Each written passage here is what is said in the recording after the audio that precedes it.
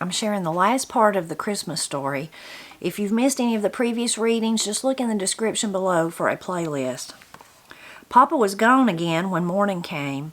The fire was a-blazing and more logs had been placed on the hearth, the same as the day before. Frank was more puzzled than ever. I told him not to question it, just to be glad that he had one less chore to attend to. Then I went over and sat at the table beside Ruby to wait for breakfast. John was sitting across from us, drawing on my slate when Frankie came in. She stretched and wiped the sleep out of her eyes. "Morning, Mama." John held up the slate. "Look, Frankie." He had drawn the same squiggles that he always drew. "That's nice, Baby John. That's a real pretty tree." "That ain't no tree. It's your name, silly." Mama put a jar of preserves on the table and went back to the stove. "You didn't stay up too late again last night, did you, Frankie?" "No, Mama, just about an hour." "Did you finish fixing the dresses?" "Yeah, they're all done, every last stitch." Frankie looked at me and winked, and I winked back. Then Mama turned to Frankie. "Well, bring 'em in here so I can have a look at 'em." All of a sudden it seemed like there was no air left in the room, and my palms started sweating. I swallowed hard. You want her to bring 'em in here?" "That's what I said, Roxy."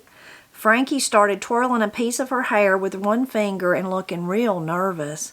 "You mean you want me to bring 'em in here right now?" "No, Frankie, I want you to bring 'em in here next February the 17th. Course I mean right now." Frankie looked down at the ground, trying to come up with something to say. "Well, they didn't turn out all that nice." Mama put her hand on her hip and tilted her head to one side. "Don't be modest, Frankie. I've seen you do some amazing things with needle and thread. Now go get 'em." Frankie just stood there. "What's wrong with you, child?" "Oh, just forget it." We were all relieved, but just for a second. "I'll go get them myself."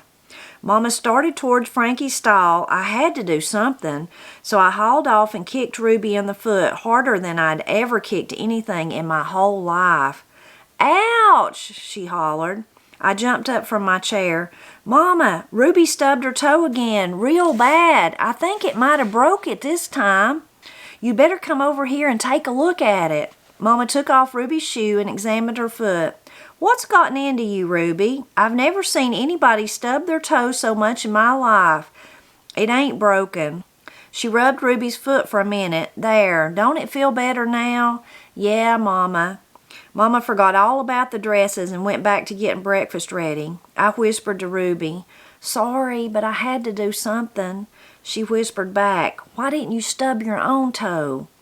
"'Cause Mama wouldn't have believed it. I ain't as clumsy as you are." Of course, Ruby huffed.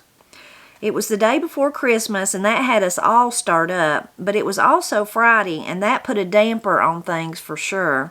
'Cause Friday was bath day. That meant I'd be fetching bucket after bucket of water to fill the wash tub. Mama would build a fire in the yard under the big black kettle to heat the water, and pots and pans were filled up and heated on the stove and in the fireplace. We'd pour the warm water into the wash tub for our baths. Mama hung an old bed sheet in one corner of the room for privacy, and we all took our turns. First Frank, then Frankie, after Frankie, Inez, then me and Ruby's turn together. We were still small enough to both fit into the tub at the same time. Taking a bath with Ruby suited me just fine, 'cause we changed the water after each bath. It meant one less time that I had to fill the tub. Mama would wash John, then herself, and Papa would always be the last. Papa came back to the barn about 2 o'clock for his bath. He brought firewood with him as usual. We sat around the table while he soaked in the tub. From behind the sheets we could hear him splashing around and singing. I saw 3 ships come sailing in, come sailing in, come sailing in.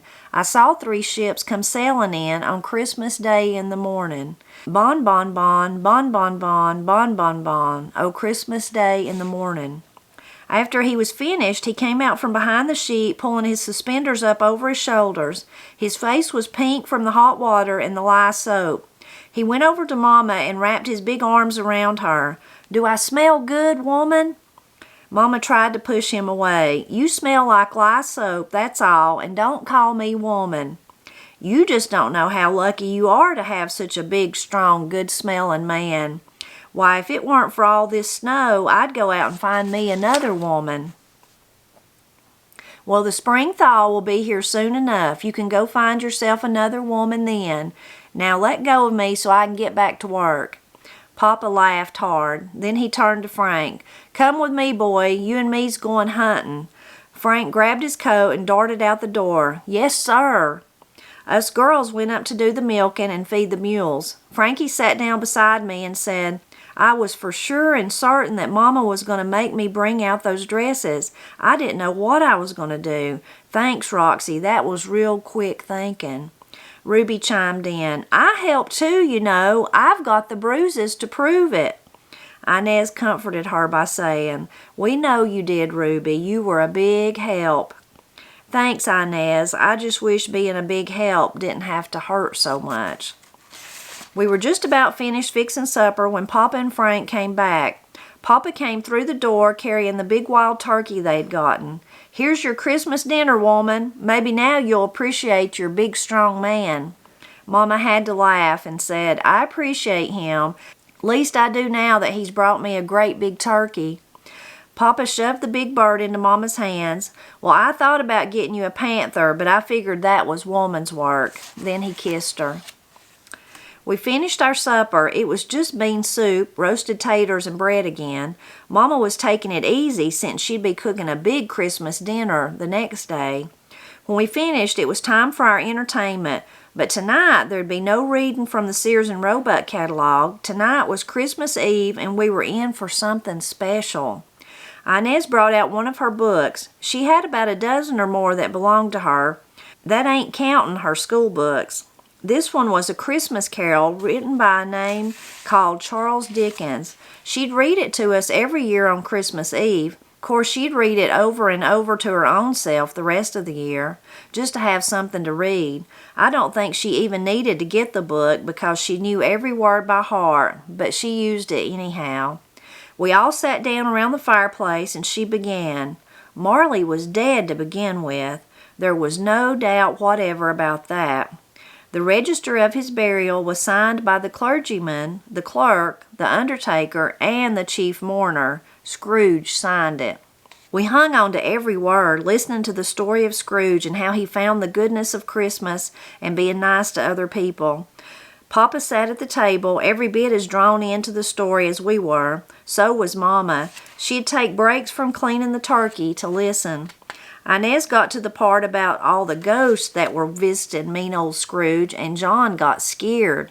And of course, so did Ruby. Frank spoke up and tried to calm him down. "You don't need to be scared. This story happened in England. That's clear across the Atlantic Ocean. Everybody knows that ghosts can't cross water."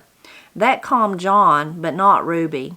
I could tell 'cause she scrunched up so close to my left side that I thought she'd be on my right side any minute.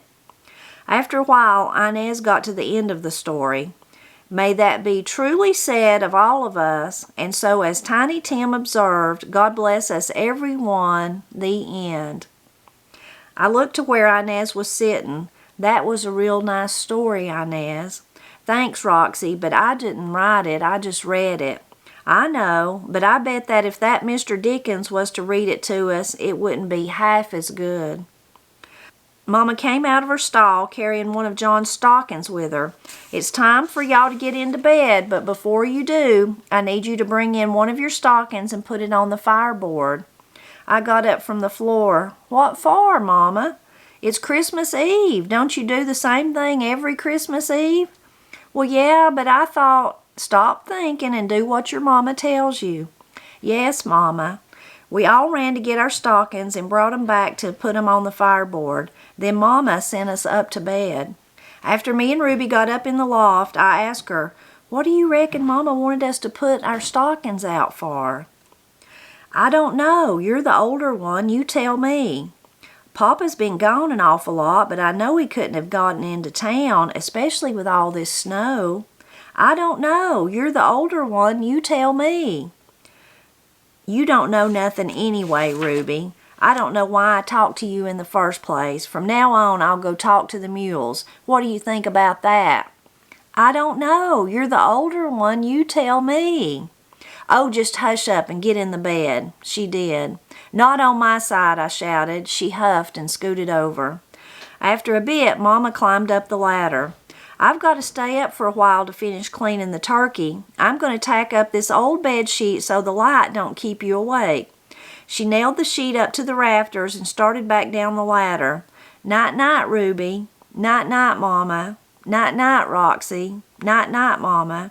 Then I turned to Ruby and whispered, "Night-night, scaredy cat." She let out one more huff and scooted away from me some more. I woke up to Ruby shaking me. "Wake up, Roxy, wake up." "Leave me alone, Ruby. I ain't ready to get up yet." I rolled over onto my side and covered my head with the quilt. "But Roxy, it's Christmas." Those words made me open my eyes, and I was out of the bed as quick as lightning. We raced to get dressed, and I was down the ladder in 3 steps. John was sitting in Mama's rocker, staring up at the fireboard. He turned his head when I leaped off the ladder. "I think Santa was here last night, Roxy." Mama was at the stove. I rushed over to her. "Can we look in our stockings, Mama? Can we look in them now?" "Not until everybody else gets out of bed." Ruby ran in to wake Frank. I went into Inez and Frankie's stall. "Get up! Hurry!" I was pulling them out of bed and throwing their clothes at them. Frankie was getting annoyed with me. "Stop it, Roxy. I'm getting dressed as fast as I can." I dragged Frankie out of the stall and into the main room. Papa was at the table with John sitting on his knee. I asked Mama, "Can we look in our stockings now?" "You can as soon as Frank brings in some firewood." "Now, Mama? You want me to go get some wood right now?" "Frank Dockery, you've been pestering me for 3 days to let you bring in firewood." "But Mama, the Christmas stockings." Papa slipped John down off his knee. "Oh, Callie, let 'em have their stockings now. I'm afraid Baby John's gonna burst if we don't." Mama chuckled a little bit and said, "Oh, Bass, I'm just having a little bit of fun with 'em. Go ahead, young'un, see what's in your stockings." We grabbed our stockings off the fireboard to see what was inside. It was candy. Not stick candy like we usually got, but molasses candy that Mama had made and wrapped in paper. 10 pieces each and 3 cookies cut out in the shape of a star. John took the wrapping off of one of his candies and popped it into his mouth. Mama said, "Just eat 1 piece each for now. I don't want you all to spoil your appetites. I'm making a big breakfast over here, and I expect it to be eaten." Then I noticed something under the Christmas tree. It was a big block with Mama's Sunday quilt covering it. That was the quilt Mama didn't use except she'd put it on the bed when we had company. "What's that under the tree, Mama?" "That's my Sunday quilt. You've seen it before." "What's under the quilt?" "You'll find out soon enough. Now, Frank, get me that firewood." We ate our breakfast and washed up the dishes, all of us wondering what was under the tree. Then Papa called us over. "Everybody gather around the tree. I've got something to show you." We all crowded in. Y'all know I couldn't get into town and I felt bad about that, so I thought I'd do something about it. He pulled off the quilt and handed it to Mama. Under the quilt was a big box made out of pine with a lid that was hinged with 2 leather straps. The box had been stained red with pokeberry juice. Across the top, in big black letters, was written, "Frankie." "It's for you, Frankie. It's a hope chest.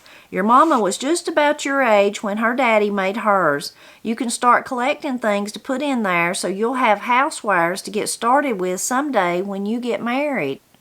"Oh, Papa, it's beautiful," Frankie said as she stared wide-eyed at the hope chest. Mama stood there holding the quilt, smiling at Papa. Her eyes danced and sparkled as they started to well up with tears. Papa looked at her. "The only reason I married your Mama was so I could get the things she'd collected in her hope chest." "Well, the things in her hope chest and that sweet face of hers." That made Mama laugh, and she wiped her eyes. Frankie reached out her hand and touched the top of the chest. She ran her fingers across her name. "Your printing looks real nice, Papa." She started to lift the lid, but Papa stopped her. Now don't you open it up just yet. There's more things inside for your brothers and your sisters." John started jumping up and down. "Me first, Papa, me first." "All right, baby John, you'll be first." Papa opened the chest and pulled out a stick pony. It was made from an old broom with a head cut out of wood. When John saw it, his eyes opened wide. Then he squinted. "Is that for me or Mama?" Papa chuckled. "No, it's for you, baby John." John grabbed the pony and started galloping around the room, shouting, "Giddy up, giddy up." Papa went back to the trunk. "This is for Frank." He pulled out a checkerboard and a little sack filled with checkers. "I'll play you a game later on." "Thank you, Papa." Next there was a little shelf for Inez. It was about 3 feet long and had a carved back. It was stained with pokeberry juice, just like the chest. "I'll hang this up for you, Inez. I thought it'd be nice for you to keep your books and things on, so you can get 'em up off that dirt floor." "It's perfect, Papa," Inez said. Ruby was standing beside me, tapping her foot up and down with excitement. The tapping was about to drive me crazy. "Papa, give Ruby her present next so she'll stop tapping her foot." "All right," Papa chuckled as he reached in the trunk.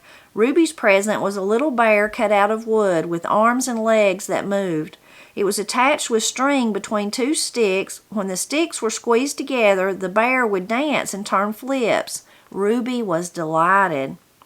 Then Mama said, "Don't forget, Bass, there's something else in there for her." He pulled out a doll. It was made out of corn shucks, its dress and all, except its hair was made out of corn silk. The doll was holding a little bunch of Mama's dried flowers. Inez looked at me, and we both said at the same time, "Corn shucks." We started to laugh, and Mama looked at us. "What's so funny?" Inez caught her breath. Nothing, Mama. Just wait a minute. We've got something for you and Papa." She and Frankie ran into their stall and were back in just a few seconds. "This is for you, Papa. It's from all of us." Frankie handed him a brown paper package tied up with string. "Well, open it up." He undid the string and pulled out the brown shirt. "Well, now, ain't that something?" Mama looked at Frankie. "I said you could do amazing things with a needle and thread." "Thank you, Mama." Inez handed Mama a paper bag. "This one's for you." She opened the bag. "Bass, would you look at this hat? Who made it?" Ruby spoke up. "We all helped, but it was mostly Inez and Roxy. We made you another one, but the mule ate it." "What?" Inez laughed. "Nothing, Mama. It's a long story. We'll tell you about it later." When Papa opened the trunk and said, "As long as we're all getting presents, I reckon I'll give Callie one," he handed her another package wrapped in brown paper. "Bass, what did you do?" she asked, smiling as she opened it. It was the piece of glass that Papa had taken out of the window when he set up the stove. He had made a frame to go around it and had painted a picture on the back of the glass so that it showed through the front. It was a picture of a house with a little pine tree next to it. "It's the house I'm going to build you when the spring thaw comes. I'll plant you another pine tree too, except this one won't be so close to the house." Mama put the picture on the fireboard and stood there looking at it for a minute. Then Papa walked over to her and put his hands on her shoulders. "I ain't got the whole thing planned out yet, but I can promise you that it'll be a heap bigger than the old house." Mama reached up and patted Papa's hand. "That's a good thing, 'cause we're going to be needing more room." Papa turned, walked away, and sat down in a chair. "Yeah, we've always needed more room. I figure I'll put the kitchen in the back so you can—" Mama turned around and interrupted him. "You didn't get what I was saying, Bass. I was saying that we were going to be needing more room." Papa looked at her, and a funny look came across his face. Then he leaped up and let out a holler. He picked up Mama and twirled her around and around. Mama let out a laugh and said, "Put me down, Bass. You're liable to hurt the baby." John said, "He ain't going to hurt me. I'm clear on the other side of the room." "I don't mean you, baby John. I'm talking about the new baby. You're going to be getting a little brother or sister." We were so excited by the news that we all started talking at once. That is, all of us except Papa. He just strutted around the room wearing a big smile. I don't think you could have pried that smile off of his face with a crowbar.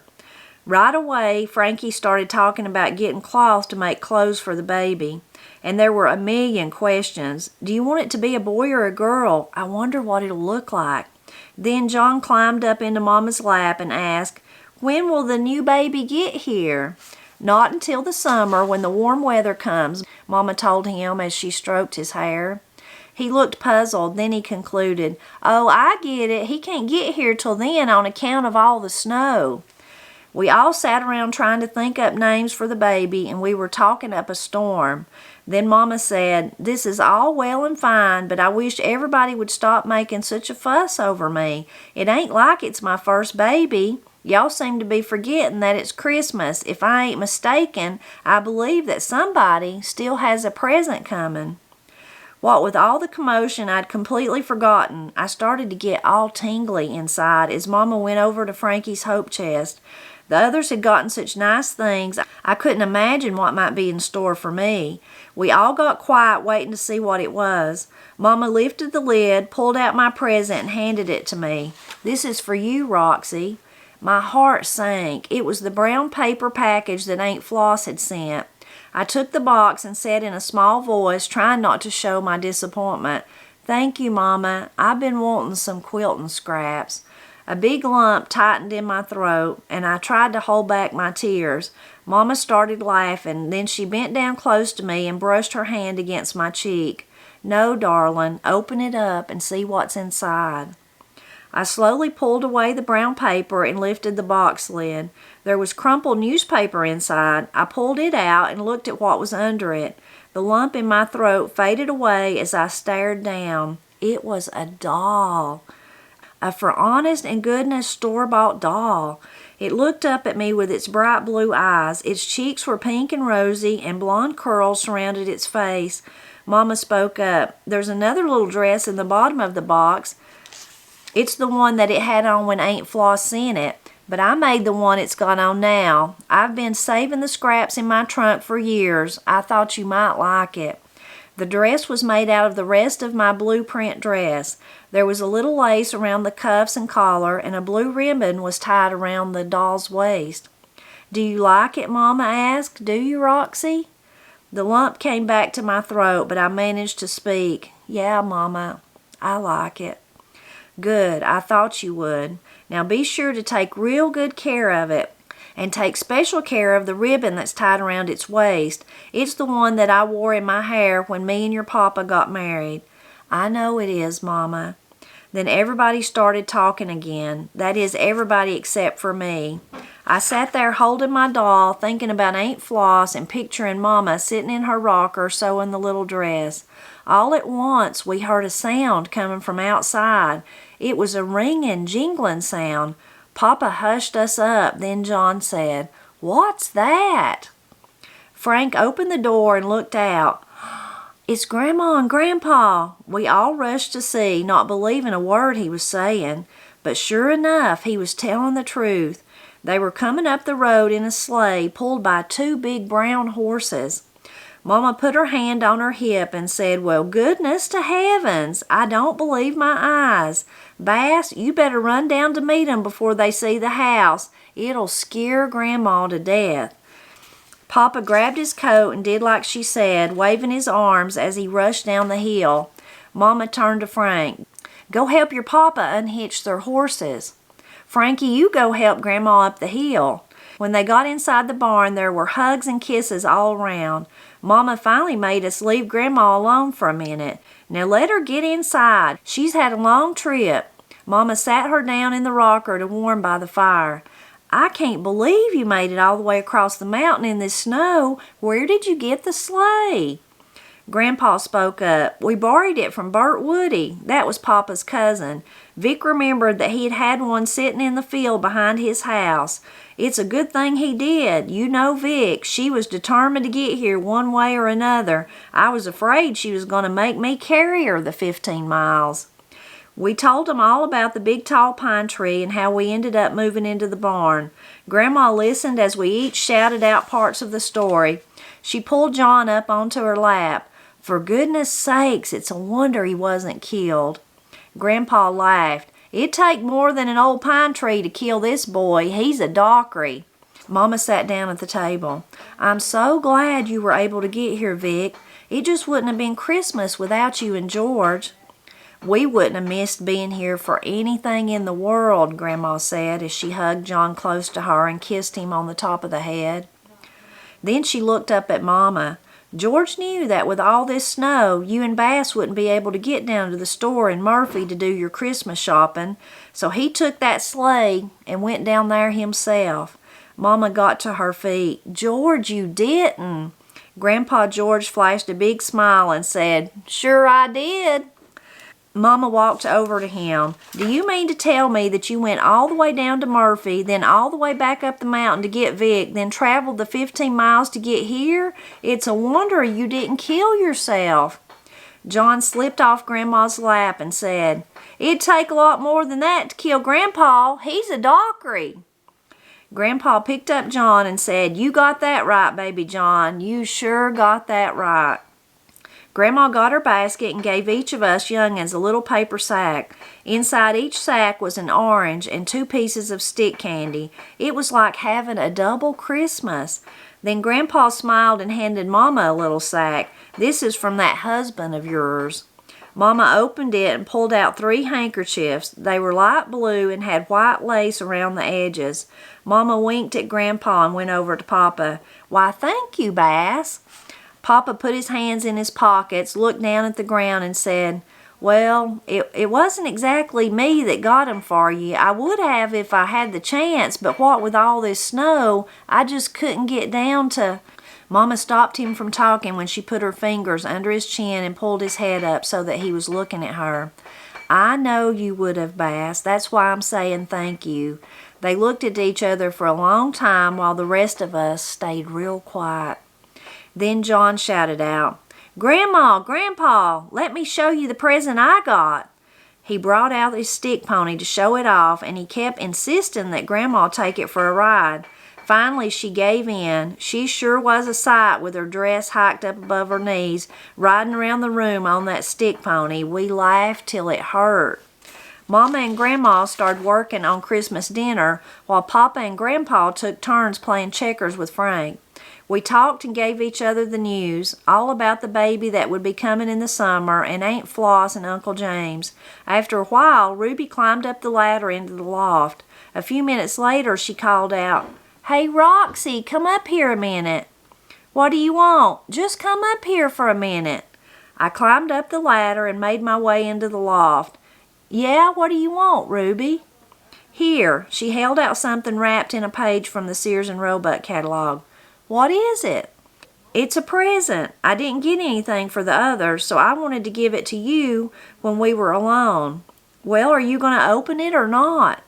I pulled off the paper. It was a rock about the size of an egg. It was blue with little black specks, and it felt as smooth as glass. I found it down by the creek last summer. I've been hiding it ever since then so I could give it to you for Christmas. I knew you'd like it, 'cause it's blue. But I didn't get you nothing. That don't matter. I didn't expect you to. But if you want to get me something, just promise you won't kick me no more. Okay, I promise. She leaned over and kissed me on the cheek. I didn't mind it this time. We sat down to our big Christmas dinner, and big it was. Aside from the turkey, there was also each of our favorite vegetables. We all liked different things, so the table was loaded with green beans, squash, okra, sweet potatoes, and mashed potatoes, just to name a few.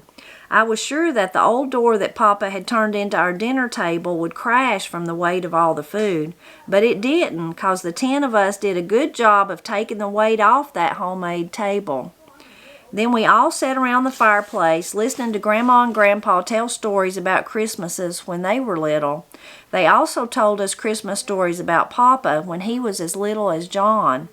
Those were fun stories, but none of us young'uns could imagine Papa ever being as little as John.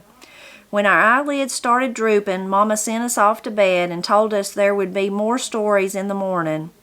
Ruby and me climbed up into the loft, and I got ready for bed. I crawled under the quilt, clutching my doll. This time I got in on Ruby's side. She looked at me. "Hey, what are you doing?" "I'm getting into bed." "But that's my side." "I know, but I thought you might like to sleep on my side. I don't need the patch of blueprint anymore. I've got my doll to keep me company." She smiled and climbed under the covers, holding her doll too. "Have you decided what you're going to name your doll yet, Roxy?" "No, not yet." "Me neither." She laid there for a minute and then sat up. "I just thought of something. What if one of us names our doll the same thing Mama names the new baby? Then everybody will get 'em confused." "I wouldn't worry about that, Ruby. Whatever Mama names it, we'll probably just call it the baby like we do Baby John." She laid down, then sat up again. "Then what'll we call Baby John?" "Just John, I reckon." "That makes sense." Mama came up into the loft and tucked the covers in around us. "Did you girls have a good Christmas?" We nodded yes. "So did I," Mama said. Grandma's head popped up over the edge of the loft. "Night-night, my pretty little Roxy." "Night-night, Grandma." "Night-night, my pretty little Ruby." "Night-night, Grandma." Then she climbed back down the ladder. Mama kissed us both and climbed out of the loft. After a minute, Ruby sat up. "I can't sleep on this side. It don't feel right. I ain't used to it. Let's switch back." "All right." I crawled over her and she scooted under me. I laid my doll between us and reached for hers. "What are you doing, Roxy?" "I'm putting your doll here beside mine. I thought that they should lay side by side 'cause they're sisters." She let go and I put her doll with mine. "Your doll sure is—" Then I stopped myself from talking. Ruby asked, "My doll sure is what?" "I was just going to say that yours sure is pretty. In fact, I think she might be prettier than mine." Ruby scrunched up close to me and said, "I don't know about that, Roxy. I reckon they're just about the same. It's like you said, they're sisters. Night-night, Roxy. Night-night, sister." I could hear the grown-ups down below talking and laughing into the night. Papa was telling the story about Mama and the panther. I laid there thinking about what a wonderful day it had been. It seemed almost like a miracle. We'd thought that we weren't going to have any Christmas at all, but it turned out to be the very best one we'd ever had. As I listened to the grown-ups talk, I heard Papa say, "Then Callie said, 'While you're up there, my big strong man, why don't you drag down that old panther I shot? I'd do it myself, but I'm just a helpless woman.'" Grandma and Grandpa laughed out loud, and so did Mama, but Papa laughed the loudest. I closed my eyes and I went to sleep. Oh, what a wonderful, wonderful Christmas story. I hope that you enjoyed it as much as I did, as much as I enjoyed sharing it. So heartwarming. It almost makes me tear up all the way through it. I loved this ending because it ended in a happy manner and they got the best Christmas ever when they expected they weren't going to get any Christmas. I love all the handmade things they did for each other. Mostly I love the camaraderie of the family. I love how the papa teased the mama. Matt teases me like that all the time. And it just makes for a very joyous family, I think, if you can go on with each other in love and be those kindness of giving each other those handmade gifts and kind of the sacrifice of Roxy and Ruby giving the dresses and all of them working together for the hat, and then the papa and the mama doing the things they did. Such a wonderful, heartwarming story. And I hope that you enjoyed it as much as I do. It's such a heartwarming Christmas story from days gone by. I love that it's from the mountains of Appalachia. I love even more that it's right here from my own county where I live. And I hope that it brought to you some Christmas spirit.